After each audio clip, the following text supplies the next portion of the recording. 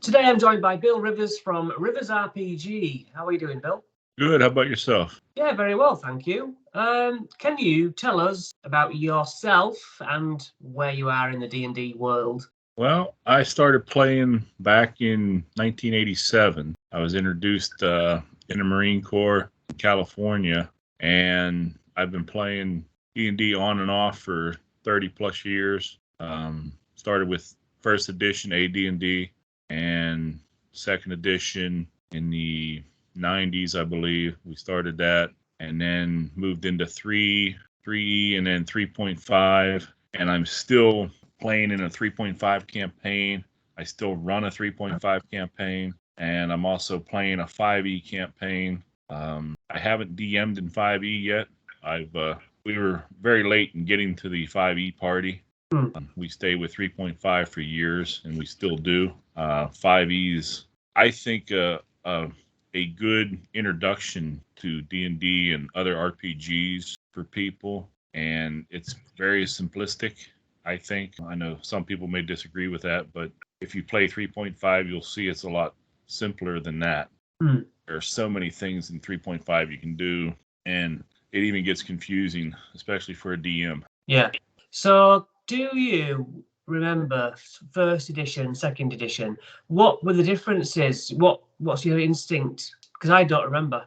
Well, I haven't played second edition since the 90s. So I don't remember much about it, but I think they still had THACO. I can't remember when it changed to a positive AC class or armor class. And first edition was THACO, which is to hit armor class 0. And your numbers would go down from 10. And if you had a negative armor class, that was great. It meant it was harder to hit. And as you gain levels, your THACO became less, so you could hit a lower armor class. It's a little confusing, but once you play it, you get used to it. Yeah. You prefer 3.5. Why? I think because the variation that you have with your classes and subclasses, they call them in 5e. They have prestige classes in 3.5, which you can do all kinds of crazy things with the different classes. You have thief, you have spell thief, thief acrobat, assassins. Well, I think they may have actually called them rogues, but like I said, I've been playing for so long, I still call them thieves. Yeah. And the 3.5 to me is just a nice balance of crunchiness and able to role play. The numbers are there if you want them, and you still can role play it very well. 5e, I think, is geared towards combat more, and a lot of complaints is that there's not as much exploration and conversation in 5e. But I think that's also up to the group and the DM.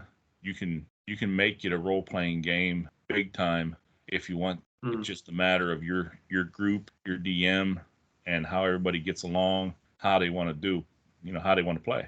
Yeah. And as long as you're having fun, it doesn't matter what edition you're playing. No.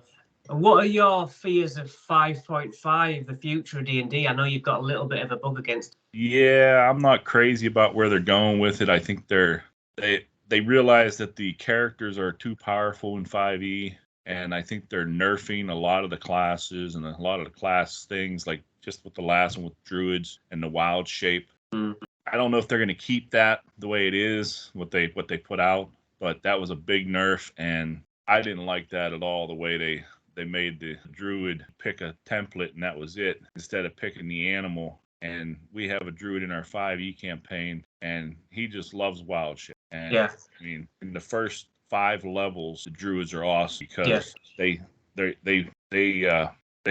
can put out a lot more damage than some of the regular characters in 5e in the first 5 levels. Now, as we're getting into 6th level and stuff, he's starting to even out with everybody else, and he's going to slowly fall behind, is what I understand. I haven't played it long enough to know, but I don't like where Wizards is taking it right now, and so I don't know if I'll try it out or not, if they release new books or whatever in 24. But I like the idea of being able to play 5e and just staying with that if we want to.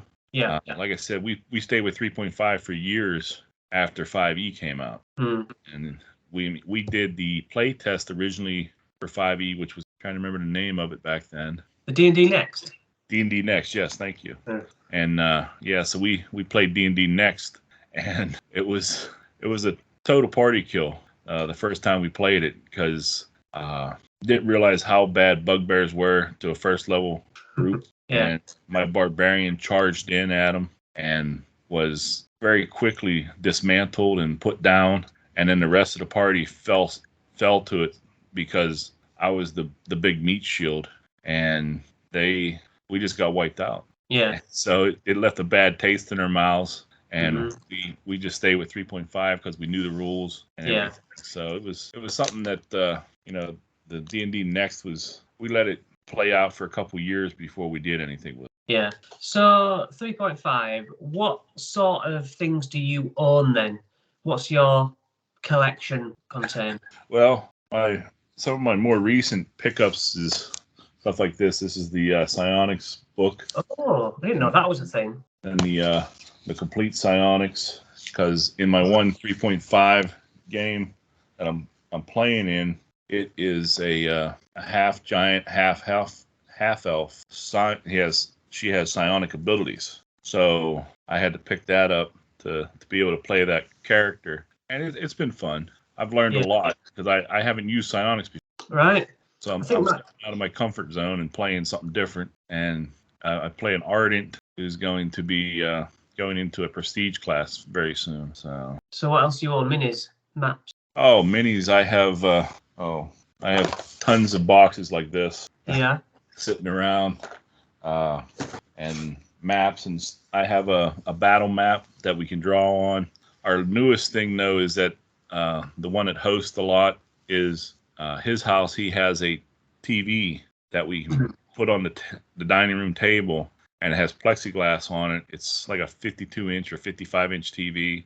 Yeah. And we can pull up Roll20 on it because we play with people here and we play with people in 2 other states. Right. And so we're on Roll20 and we use Discord for the voice, and we can set minis on the map and we can move maps fairly quickly. You don't have to worry about erasing it and drawing up a new map. It's there already. The DM has to, get it ready ahead of time. It's a little more prep time, but it's a great little thing we have. And I have pictures on my YouTube channel, on my, what's that called? Community posts. Yeah, community post. And there's pictures of the games that we've done over the last couple months. Right. And it works out great because the one game I had a Kraken miniature, and I also had the Kraken on the TV, and we were able to draw a boat on the map and Roll20, and the players were on the boat, and the Kraken was on one side and had the tentacles coming up on the other side, and it looked good playing the game. It really did. It added something to it, I think. I mean, I started with first edition, and it was all theater of the mind. Yeah. So I don't have a problem with theater of the mind. Some people don't like theater of the mind at all. Some people don't like minis at all. And I like to use both. Theater of the mind, minis, because like I said, 3.5 I think is also a tactical game too. So you can use tactics more so than you do in 5e, I think. So although our group, we use tactics in 5e too. So it depends on the group too, I guess. Are you playing homebrew? I mean, homemade worlds? Well, my world is based off of a first edition world, the Mystara world, which has the Hollow world, and we play on the surface world of Mystara because back in the day I bought maps of the world, and they're, I want to say, 2.5 feet by 5 feet, and I have 2 of them. So we have a big world to explore. And in the 1.5e campaign I'm playing in, we're actually playing in Calamar, which I think was from 3.0 or 3.5, but he's converted everything to 5e. Okay. He's a good DM at converting stuff because he's taken stuff from first edition and converted it to 5e, where we play one-shots. We've done that, and he takes it to cons after he play tests with us. Yeah. And he did the slave pits and put it into 5e. Worked out great. You got to tweak it out, but it's amazing what you can do if you think about it. And you have someone willing to do it. Yeah. Do you have favorite monsters then from like 3.5? I don't know what the differences are. I don't really notice the difference much on monsters. Right. But my favorite monsters are probably a beholder and dragons. I try to collect dragons and beholders. I got a few of them. One of my first monster minis I ever got was a pewter or lead black dragon. Yeah. And the wings had to be glued on, and they've been re-glued several times now. But it looks a lot different than what the black dragons look like now. Yeah. It was just a dragon that was painted black, basically. And is it true that 3.5 and all the other versions of Dragon have spell casting innately? yes. Wow, that's brilliant. And I really like that. We're not to the level to face dragons yet in 5e. We're only, what are we, 5th, 6th level now? And in 3.5, my group they're at 19th level right now, and they've fought dragons, liches, beholders. So the dragons are a lot different in 3.5 because of the fact that they have spellcasting ability. And that's something I think if I DM'd in 5, I would probably homebrew that. Because I like the idea of dragons that are ancient dragons or old dragons been around for centuries can spellcast because it makes sense. Yeah. I'm doing a video this weekend about a dragon in 5e that does have spell casting because it stole 3 spell books as part of its hoard. So, and it makes sense. And then my son was like, yeah, they all used to have spells, way back when, because he does more like research than I do. Yeah, that is cool. So characters then, when you create NPCs, do you have a certain way of doing it? Is there a system or?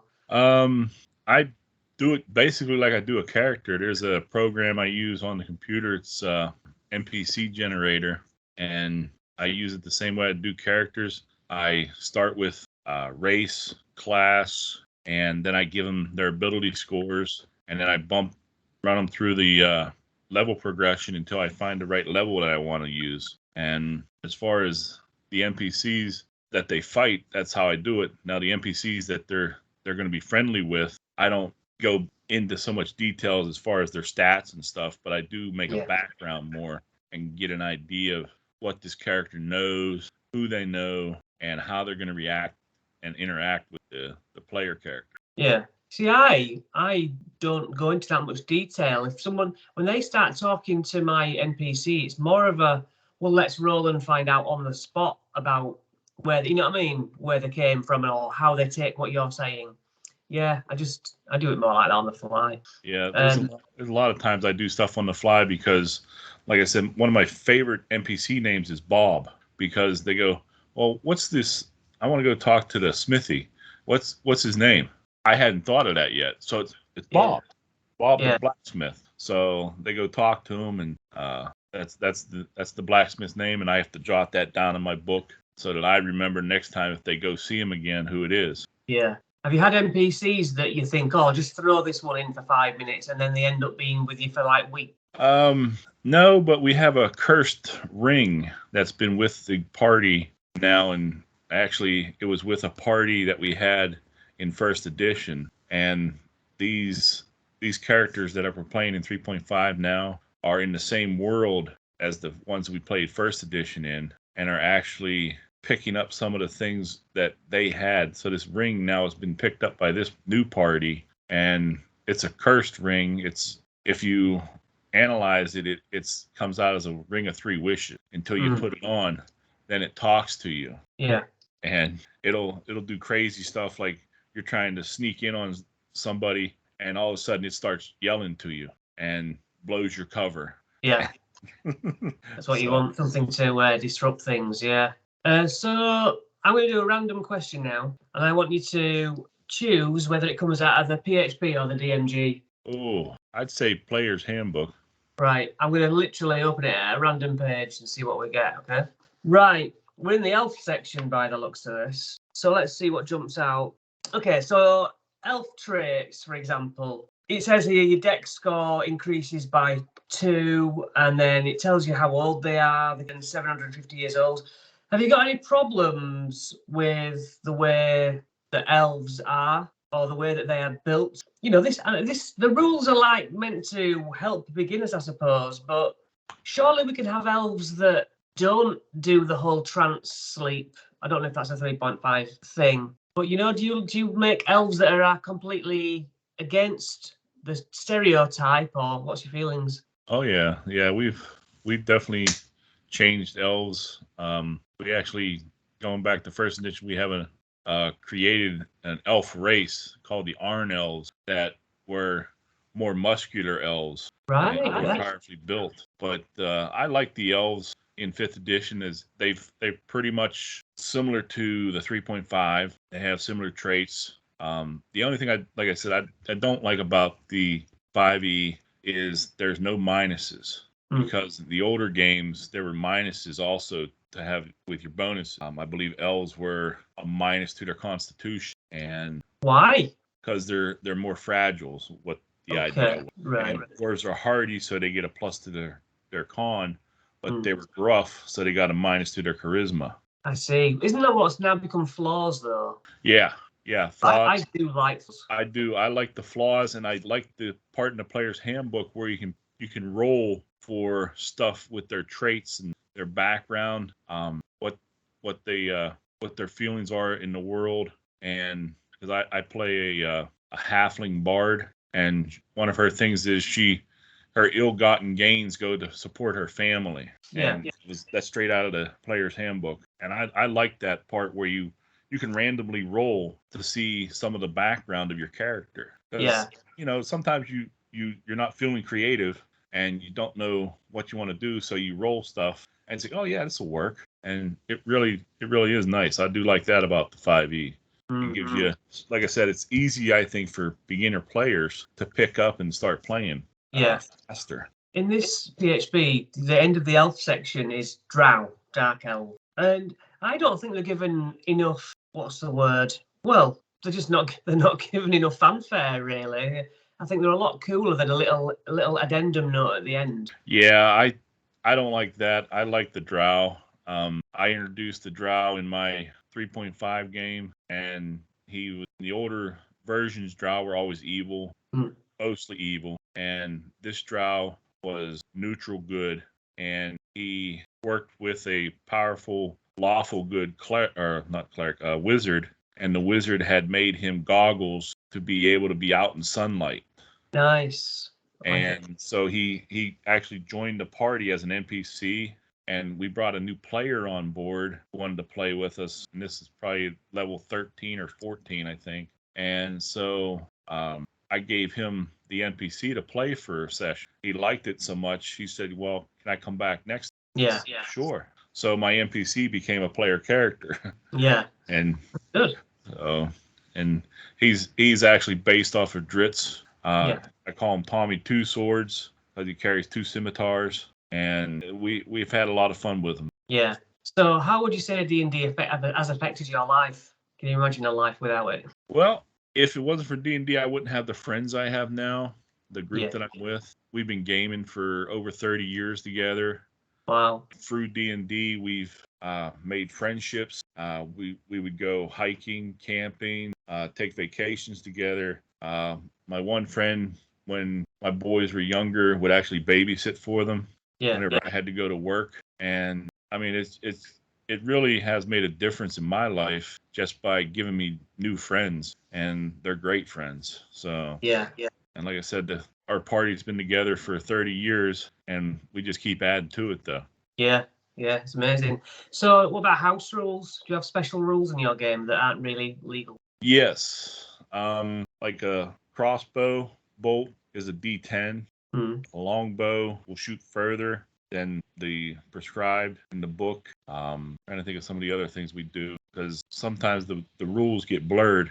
Because I'm a big fan of what Gary Gygax said in the original Player's Handbook in AD&D, that it's only a guide. The rules are a guideline. They're not necessarily set in stone. And so whatever we like to, we try to follow the rules as written as much as we can, just so we know where we're at. But some things we just kind of go off because, like I said, damage type or, D10 instead of a D8. And I can't really think of too many other house rules we have. Do you do full hit points, or do you roll for them? We roll for them. Oh, that's one thing I do differently. Hit Mhm. points, when they level up, I'll Yeah. have them roll, and if they roll well, they'll keep it. If they roll bad, they get a 1 or a 2 or something on a D8 or 10. I'm like, ooh. I'll say, well, what'd you get? I'll roll the same die, and I'll say, well, you can take mine or you can keep yours. Ah, right. And usually mine's better. Yeah. And so because in my world, it's a high fantasy, high magic world, and the player characters are supposed to be heroes in my mind. And I want them to be better than the average Joe. Yeah. And Yeah. so they got to have the hit points to back it up. And so it's a lot more lenient when it comes to character creation, which is why I think I like some of the points in 5e, because the characters are so much more powerful. But I've seen that the DM can change that by limiting how you make your ability scores and how the NPCs and the bad guys are that they create and where they're at. Yeah. Because one of the rules he has is you can always run away, Sure. because there's some times where we've had to run away and it's like, this is not going well. And the last time we did it, we had to jump in a river with water breathing on and walk on the bottom of the river to escape the guys that were the bounty hunters that were after. Yeah. Nice. So what are crits like in 3.5? Any different to 5? Yes. You roll double your damage is you roll your hit or your damage dice and then double it all, I believe. Don't quote me on that, because we play double everything. You double your strength damage or your dex damage and the dice. And Yeah. we like to roll more dice because we're very much dice goblins. We all have a collection and we like to roll as many dice as. That is one of my questions that I wrote on. How many dice do you own? What do you have special dice that you play with? Yeah, I have a special package here that I actually carry in my bag for D&D and other games. You can just open up the right pocket, I'll be all right. But this is my dice cult carrier that I take with me, and I do have a Crown Royal bag that have many more dice in it in case these go cold. And they have, see it, there's dice all around, and I keep it loaded, and this is my go-to. And like I said, if they roll particularly bad, I'll grab new dice out, throw these ones in the dice jail, and so it's something that it's easy to take with you. And for when I go to conventions, when I used to go to conventions, I wouldn't take that because I'd be afraid of losing it or something happening to it. I'd take a Tupperware plate, and I would take a small bag of dice or small bags of dice, so I had plenty of dice to change out.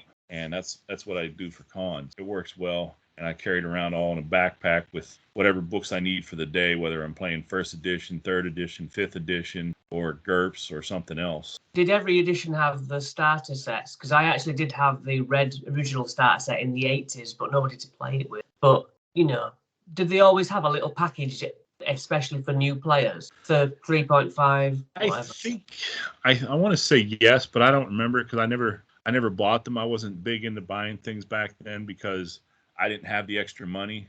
So I bought just what I needed. And I think I've seen box sets for third edition. I don't think it was for 3.5 because that just kind of third edition kind of just faded out into 3.5.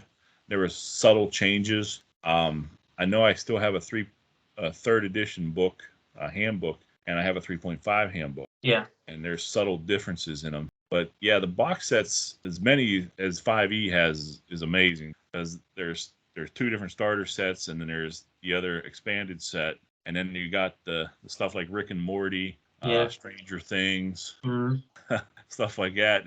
They're really trying to pull in as many people as they can, which you can't blame them. They're a business. That's right.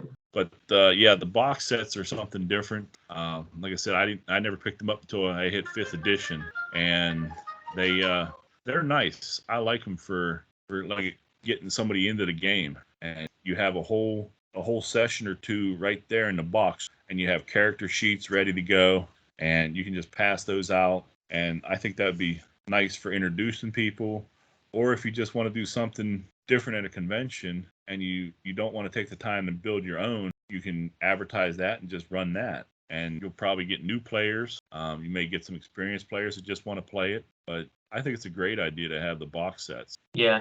Have you ever paid to play? Well, not in the sense that they do now. Now you can pay a DM $25 or $20 a head for a 3 or 4 hour game. Conventions, you pay for the weekend, and then you pay $4 for each event. That's as much as I've ever paid for playing. You pay to get into the hall, and then you pay $4 a game, which is reasonable because they're providing the whole space to play. And then you can get into the expo where you can go shopping at the hall and stuff, the vendors hall. But I've never paid a person to play though, because our group has, I want to say, 7 GMs, and we play different games. And we'll play, like I said, we got 3 different D&D games going on, and we have a Star Wars Saga edition going on. We have another 3.5 game that we play once a year at we call StoneCon. It's where we all get together and we meet up and we all play in person instead of online. And then we have another GM will play GURPS. He'll run GURPS for us, or Twilight 2000. So we're pretty versatile as far as gaming goes. And my son runs I forget what it's called. It's a box set for Star Wars that have the funky dice. X-Wing. Is it X-Wing? Star Wars Legion? Something like that. I know we play with he plays both games. There's a model game that he plays, and he also has an RPG that is a Star Wars RPG. I think it's by Fantasy Flight Games, and I can't remember the name of it for the life of me right now. But he does that. He did that one time as a one-off when everybody got together, and so we have a lot of different people that can GM for us, and it's a lot of fun because not only is it a different game, but it's also a different DM or GM. And so you have all those kind of different styles. Every GM is different, and they have a different style. And if you're smart, you'll learn from them too, and you'll pick up little things from them and put it in your toolbox. And that's the great thing I like to go to conventions for, because there's some great GMs and DMs there, and you can always learn something. Well, conventions for you, because you've got your own YouTube channel, that should be a good thing to go and spread the word, shouldn't it? Yeah, I haven't been to conventions since 19 now, so I'm hoping maybe this year to get back into a convention. Yeah. But I have some footage from the last convention I went to on my channel. It was called Yukon up in Michigan, and I didn't have the channel when I went to Origins in Ohio, and so I don't have any footage of that. But that's a nice convention too, and on my bucket list is to get to go to Gen Con one of these years and to go to GaryCon. Yeah, GaryCon, yeah. I know Luke Gygax is over here in 2 weeks' time in England, but me and my son have decided to go to all 3 days next year because we've got Warhammer World here. But yeah, it'd be nice to see Luke Gygax. So your YouTube channel, tell me about what's on it and why it came about.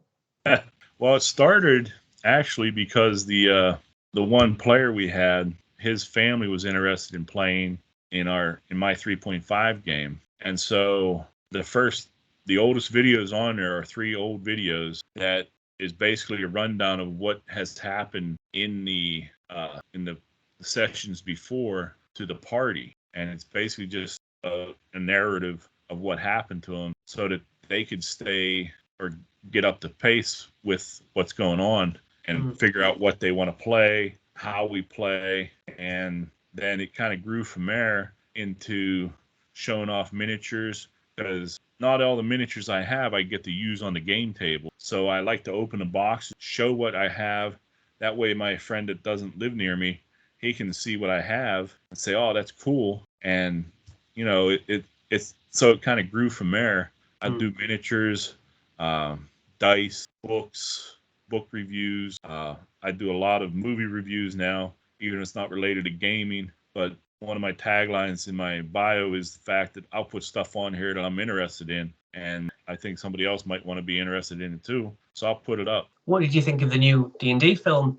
I thought it was a good movie. I really enjoyed it. I think they did a good job with it as the cast, and I did a video on the 5 things I didn't like about it, and they weren't big. It was small, but I would have liked to seen Chris Pine as the bard do a little more singing, do a little more creative stuff using spells, because I don't think you use any spells in the movie. Yeah. And spoiler alert there, but I would have liked to seen that, because a spoken word could have been inspiration to the party or to a party member, especially when we're doing the prison break. He could have, been talking to Helga and saying, this is how we do it, or, try to inspire her or whatever. But it was a good movie. I actually was on the fence about going to see it because of the OGL and everything else. But my wife saw it. We went to a different movie, and she saw the previews for it. She said, "Oh, that looks pretty good." And my wife doesn't want anything to do with D&D or gaming, and so that's my thing. And she said that. I was like, "Okay, we'll go see it for sure." And so she liked it, and everybody I've talked to's liked it, and it's a good movie. I mean, it may not be true to the game, in all aspects, but it's a good movie, and I think it does a good job of trying to get people to maybe think about playing. Absolutely, yeah. I mean, it's just growing and growing, isn't it? Since 5th edition started. I mean, it got me back involved, and it's just, I've seen it just pushed to all different boundaries. Now there's Legends of Vox Machina. I mean, Stranger Things. You can just come in from any route, can't you? Yeah, it has grown a lot, and Vox Machina, I think, has a lot to do with that too. And well, that whole group, because Critical Role has done a lot for him. Whether you like or hate Matt Mercer and his DMing skills or his DMing ways, they're talented. And I think that anybody going into a game and expects the DM to be like Matt Mercer and to have a party like that, your expectations are way too high, because they're all professionals, and it shows. Yeah. So do you think they'll move away from 5e with this next? Yes, I think that's what they're gonna do. Yeah. They have their, what is it, Dagger but Heart. I think that RPG is what they're gonna play next.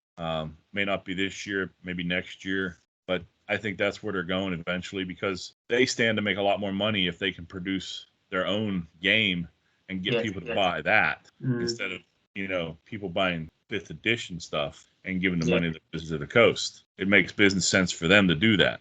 Yeah.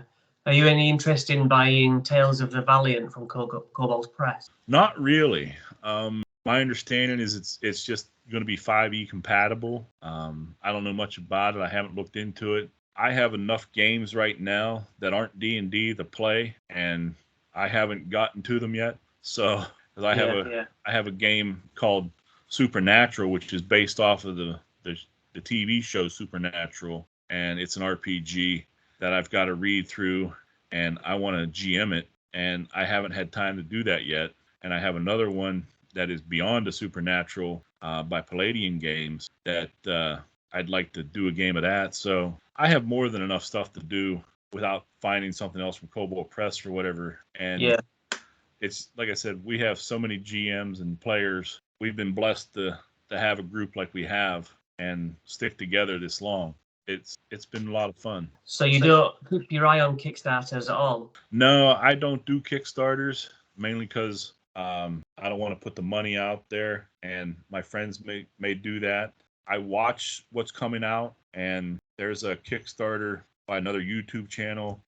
Something Monkey DM, Steinhardt's. No, the something dude. Not Dungeon Dudes. No, not Dungeon Dudes, but they're putting out a Kickstarter for vehicle battling. Omi and the Dude. They were on my channel, yeah.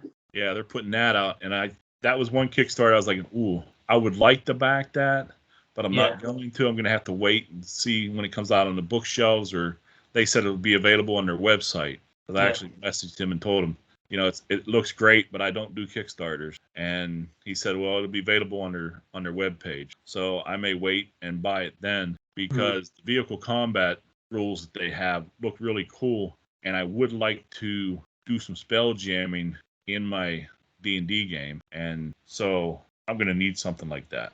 Yeah, we're just finishing Spelljammer. It's been the biggest disappointment of my D&D life. Yeah, I have the 5th edition Spelljammer book. I haven't really looked at it yet, so I don't know how bad it is. I've seen the reviews though, and they say because there's no vehicle combat, it's really takes a lot of the wind out of the sails. And this Kickstarter here looks like they could actually fill the holes. And so like I said, I may have to pick it up whenever they put it on their website. Yeah, well, they're great guys, and I'm really behind that project because it's good and they're such sweet gentlemen.